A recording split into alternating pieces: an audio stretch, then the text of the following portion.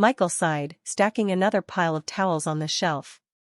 28 years old, and here he was, folding fluffy beach towels at Sun and Sand, the tackiest souvenir shop this side of the boardwalk. It was supposed to be a temporary summer job, a way to save up some money before figuring out the rest of his life, but summer was almost over, and he was still folding towels. The air conditioning hummed, a monotonous drone that matched his mood. He glanced out the window at the beach, where kids were building sandcastles and teenagers were tossing frisbees. He felt a pang of something. Envy? Regret? Probably both. He'd had bigger plans. College hadn't worked out, and the startup with his friends fizzled faster than a cheap firework. Now, he was surrounded by seashells and sunscreen, feeling like a forgotten beach toy washed up on the shore.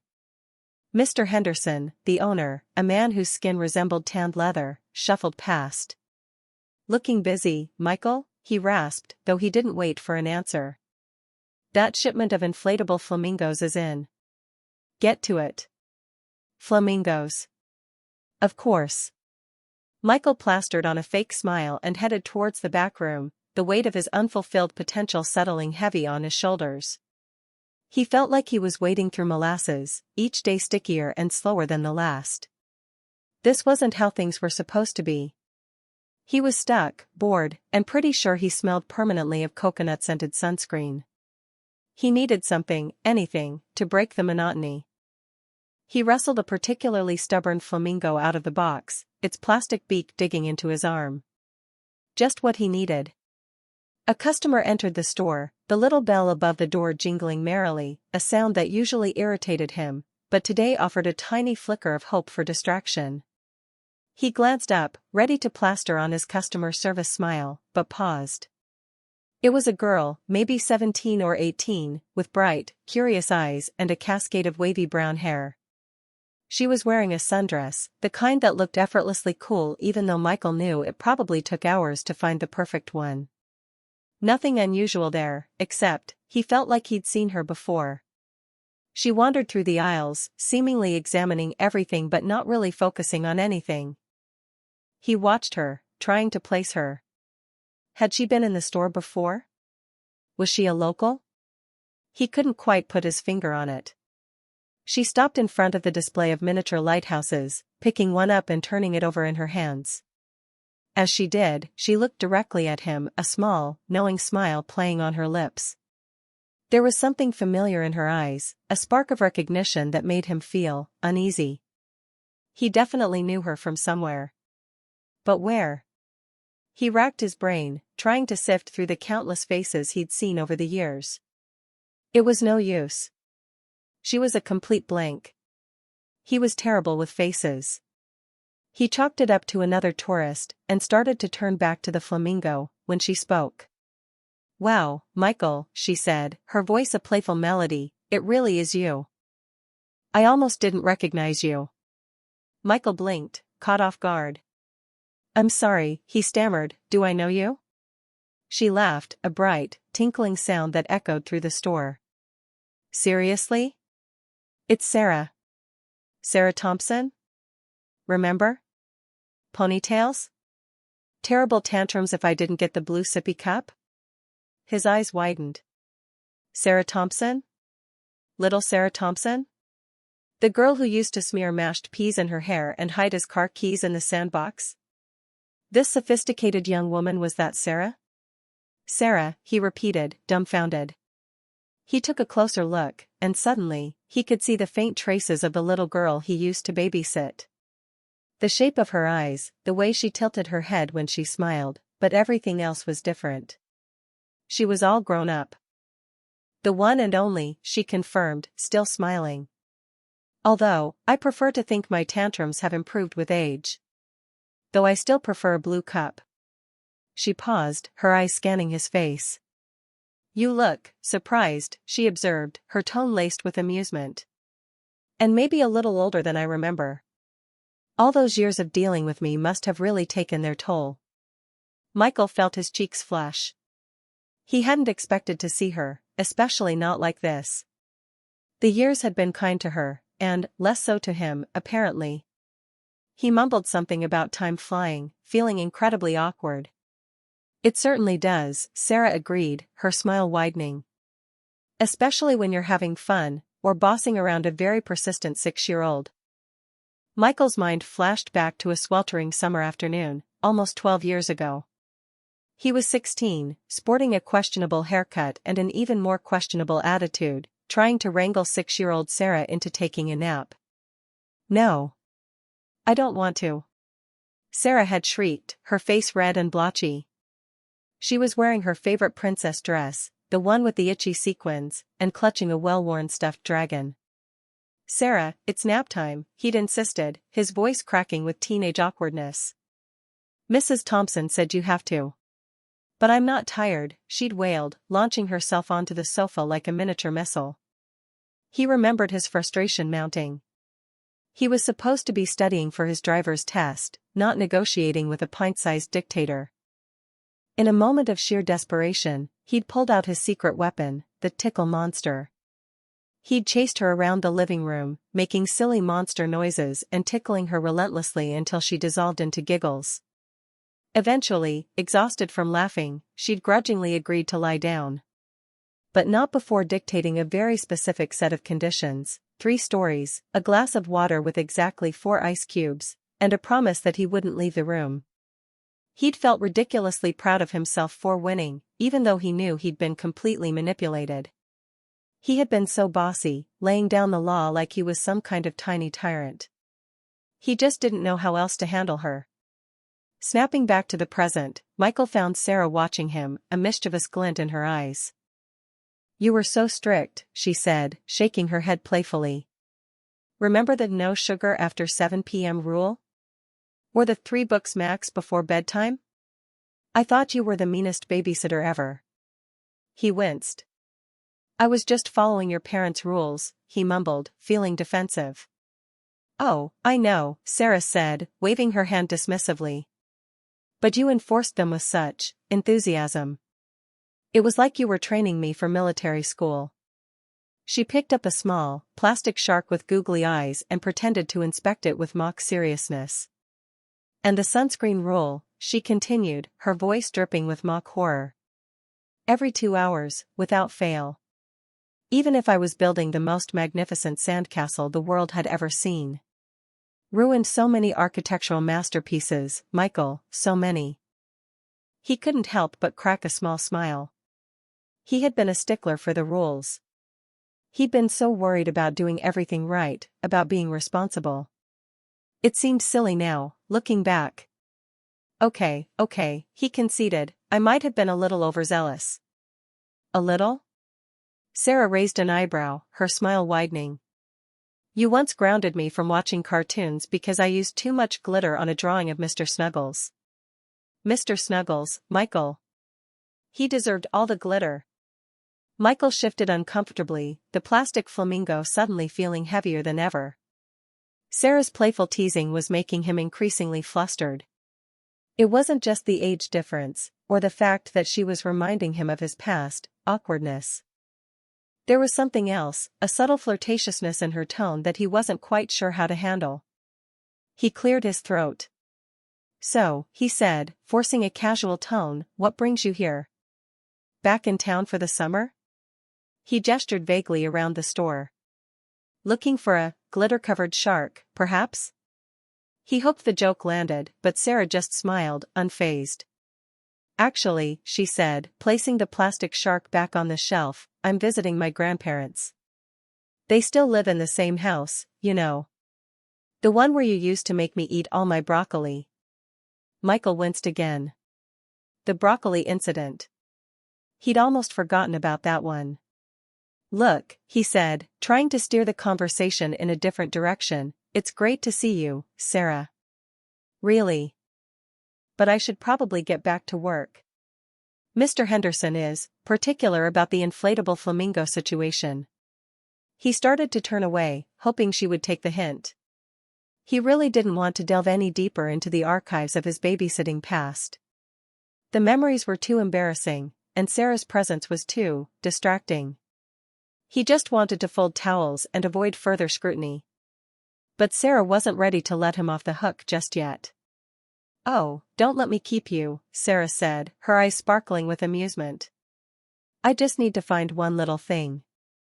She strolled towards the counter, picking up a small, brightly colored seashell attached to a keychain. "Perfect." She turned back to Michael, holding up the keychain. "I think I'll get this. It's ironically fitting, don't you think? A little piece of the beach to remind me of all those sandcastles you so ruthlessly destroyed." She approached the counter, placing the keychain down. "So, Michael," she said, leaning slightly closer, her voice dropping to a conspiratorial whisper, "I seem to be having a little trouble with the clasp. It's so tiny." She batted her eyelashes, a gesture that felt both practiced and strangely genuine. "Perhaps," she continued, her gaze fixed on his, "my former babysitter, the one with the incredibly dexterous fingers and unparalleled ability to enforce sunscreen application, could lend me a hand?" Michael hesitated. He knew he should just ring her up and let her go, but there was something about her persistence, her playful challenge, that he found intriguing. He sighed inwardly. He was probably making a huge mistake, but he couldn't help himself. "All right," he said, stepping closer to the counter. "Let's see this troublesome clasp." He tried to ignore the faint scent of her perfume, a light, summery fragrance that was doing absolutely nothing to calm his nerves. He was so not ready for this. The scent of her perfume triggered another memory, this one softer, gentler. He was sitting in a rocking chair, a worn copy of the Gruffalo open in his lap. Sarah, much smaller than, was nestled beside him, her thumb tucked firmly in her mouth, eyes wide with wonder. He remembered how seriously he took the task of reading aloud. He'd practiced the different voices, exaggerating the Gruffalo's terrible claws and terrible teeth. He'd even added sound effects, much to Sarah's delight. He'd felt a sense of responsibility, a desire to create a magical world for her, even if just for a little while. He'd been so earnest, so determined to be a good influence. He hadn't been jaded or cynical then. He'd actually believed he could make a difference, that even reading a simple story could have a lasting impact. He was so young and full of hope. He remembered the feeling of Sarah's small hand clutching his, the warmth and trust radiating from her. It was a simple moment, but it had felt important. He'd almost forgotten that version of himself, the one who found joy in the small things, the one who hadn't yet been weighed down by the disappointments of adulthood. He had been a good kid, really. Before life got in the way. He leaned closer to the keychain, fumbling with the tiny clasp. It wasn't particularly difficult, but his hands were shaking slightly. He managed to unhook it, feeling a surge of relief. "There," he said, handing the keychain back to Sarah.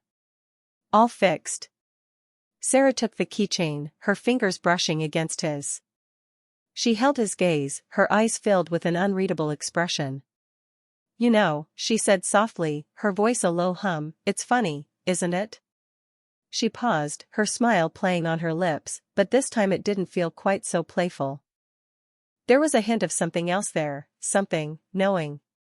"You were in charge back then," she continued, her voice still soft, but with a definite edge.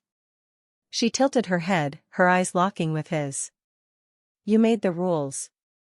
You decided what I could eat, when I could sleep, even how much glitter I could use." She took a step closer, the space between them shrinking. Michael's heart pounded in his chest. He swallowed hard, his mouth suddenly dry. "Not anymore," she finished, her voice barely a whisper. The smile widened, but it was no longer the innocent, teasing smile of a mischievous little girl. This was a smile that held power, a smile that challenged him. This was a smile that made him truly, deeply uncomfortable. He was definitely not laughing now. Michael took a step back, creating a little more space between them. He didn't know what to say. He was completely out of his depth. This wasn't just playful teasing anymore, it felt like a challenge. A game he didn't know the rules to. His discomfort was growing exponentially. He felt a knot forming in his stomach, a familiar sensation he associated with awkward school dances and job interviews gone wrong. He glanced around the store, hoping for some kind of intervention, but Mr. Henderson was nowhere to be seen. He was on his own. He tried to force a smile, but it felt strained and unnatural. "Well," he said, his voice sounding higher than usual, "I'm glad I could help." That clasp was a real menace. He reached for the cash register, desperate to complete the transaction and end this increasingly bizarre encounter. He needed to regain control, to reassert some semblance of normalcy.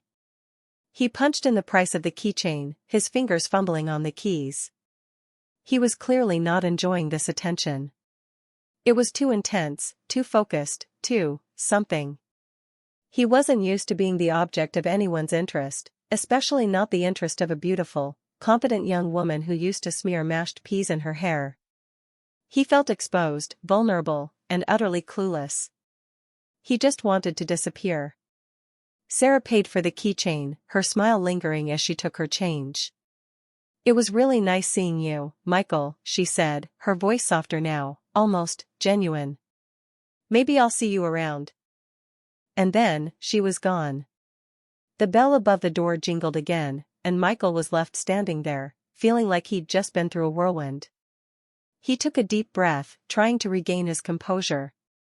Just then, Lisa, his coworker, a bubbly college student with bright pink hair, sauntered over.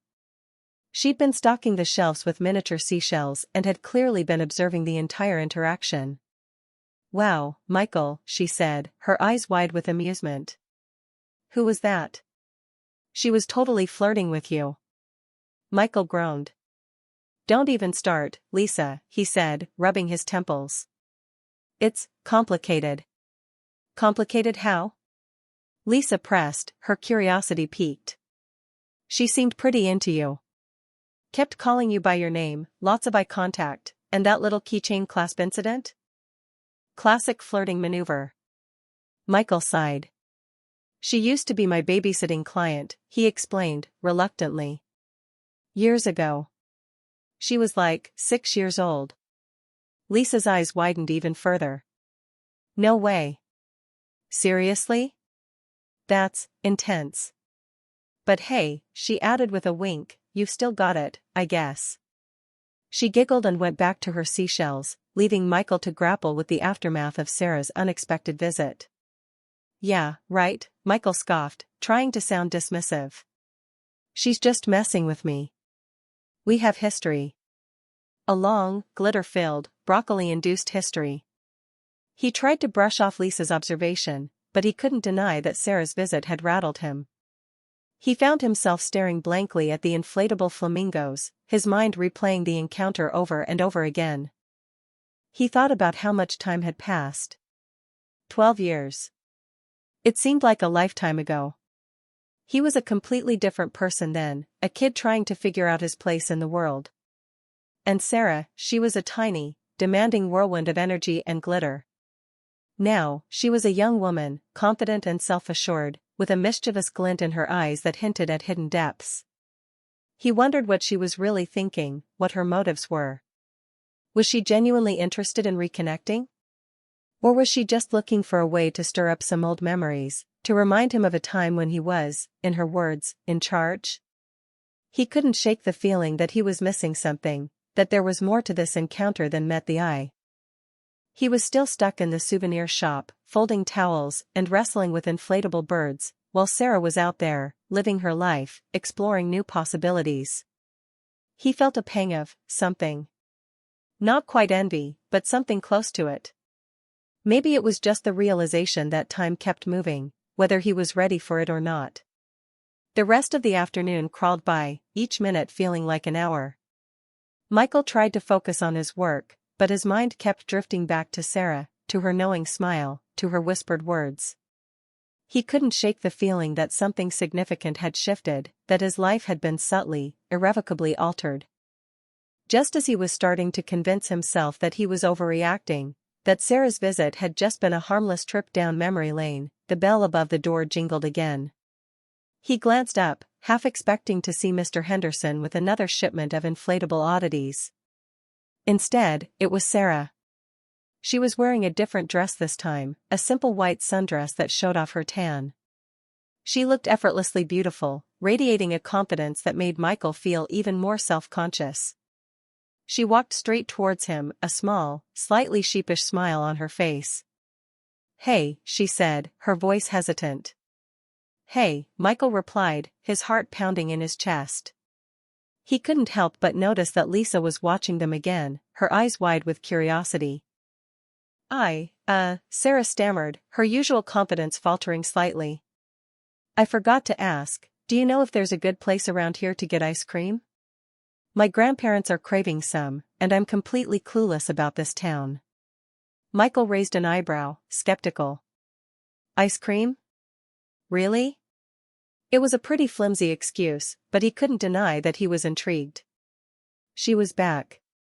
And he had no idea what she wanted. This time, Michael was determined to be more assertive. He wasn't going to let Sarah walk all over him, wasn't going to let her turn him into a flustered, awkward mess. He was a grown man, or at least, he was trying to be. He took a deep breath and met her gaze. "There's Salty Scoops down the street," he said, his voice firm. "It's about 2 blocks that way." He pointed vaguely in the direction of the boardwalk. "Can't miss it. Big pink sign." He tried to keep his tone professional, helpful but not overly friendly. He wasn't going to engage in any more playful banter, wasn't going to give her any more ammunition for her teasing. He was going to be polite, efficient, and then he was going to get back to his inflatable flamingos. "Salty Scoops," Sarah repeated, her smile widening slightly. "Thanks, Michael. You're a lifesaver." But then, she added, her voice dropping to a playful whisper, "although, I seem to remember a time when you had much stricter rules about ice cream consumption. No sugar after 7 p.m., remember? What happened to the responsible babysitter?" Michael's carefully constructed facade crumbled. He felt his cheeks flush again, his carefully rehearsed composure dissolving under the weight of her knowing gaze. It was hard to be assertive when you were constantly being reminded of your past awkwardness. He sighed inwardly. This was going to be harder than he thought. "Yeah, well," Michael said, shrugging, "times change. People change." He paused, suddenly curious. "Why are you really here, Sarah?" he asked, his voice softer now, the earlier assertiveness fading. "You didn't just come back for ice cream recommendations, did you?" Sarah looked down, her gaze shifting from his. For the first time since she'd entered the store, she seemed genuinely unsure of herself. The playful confidence, the teasing flirtatiousness, seemed to melt away, revealing a glimpse of something more vulnerable underneath. "Okay, fine," she admitted, her voice barely a whisper. The ice cream was just an excuse. She took a deep breath and looked back up at him, her eyes searching his. I actually looked you up," she confessed, her cheeks flushing slightly. "After all these years, I remembered you. Fondly, actually. You were a pretty big part of my childhood, even if you were a bit of a tyrant sometimes." She paused, her eyes searching his. "I don't know," she continued, her voice gaining strength. "I guess I was just curious. I wanted to see what you were up to. To see if you were still, you." She bit her lip, her vulnerability palpable. "Is that so weird?" It wasn't just weird, Michael thought. It was completely unexpected. And maybe, just maybe, a little bit flattering. "No," Michael said, shaking his head slightly. "It's not weird. Just unexpected." He paused, considering his words. "It's awkward, though, right? I mean, I used to change your diapers. That's not exactly the foundation for a normal anything." Sarah chuckled, the sound lighter now, more genuine. "Okay, yeah, it's a little awkward," she admitted. "But I promise, I don't remember the diaper thing. And I'm pretty sure you don't either." They both laughed, a shared moment of levity that eased the tension in the air. For the first time, it felt like they were connecting, not just as former babysitter and babysitting client, but as two people trying to navigate a strange and unexpected situation. "So," Michael said, his voice more relaxed now, "what am I up to?" "Well, as you can see, I'm living the dream, folding towels and wrestling inflatable flamingos. Not exactly where I pictured myself at 28, but hey, it pays the bills. He looked at Sarah, a genuine smile spreading across his face. What about you? What are you doing with your life, besides tracking down your former babysitters? Sarah smiled back, her eyes sparkling. That, she said, is a long story for another time. Maybe over some ice cream? I'll think about it, Michael said, trying to sound non-committal, even though a part of him was already picturing himself sitting across from Sarah, sharing a sundae and listening to her long story. Great, Sarah said, her eyes sparkling again. I'll let you get back to your flamingos, then. She turned and walked towards the door, the bell jingling merrily as she left. Michael watched her go, a strange mix of emotion swirling inside him. Relief, definitely.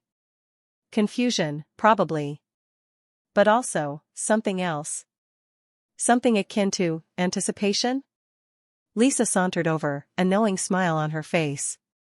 So, she said, wiggling her eyebrows, ice cream, huh? Sounds like you've got a date. Michael rolled his eyes, but he couldn't suppress the small smile that tugged at the corners of his lips. He knew Lisa was probably right. He was pretty sure he'd just been asked on a date by his former babysitting charge. He looked around the souvenir shop, at the piles of towels, at the shelves of seashells, at the army of inflatable flamingos. It was still the same tacky, dead-end job. But somehow, it didn't feel quite so bleak anymore. Things had definitely changed. The power dynamic had shifted. He wasn't in charge anymore. But maybe, just maybe, that wasn't entirely for the worse. He picked up a particularly stubborn flamingo, a small smile playing on his lips. Maybe life was about to get a little more interesting.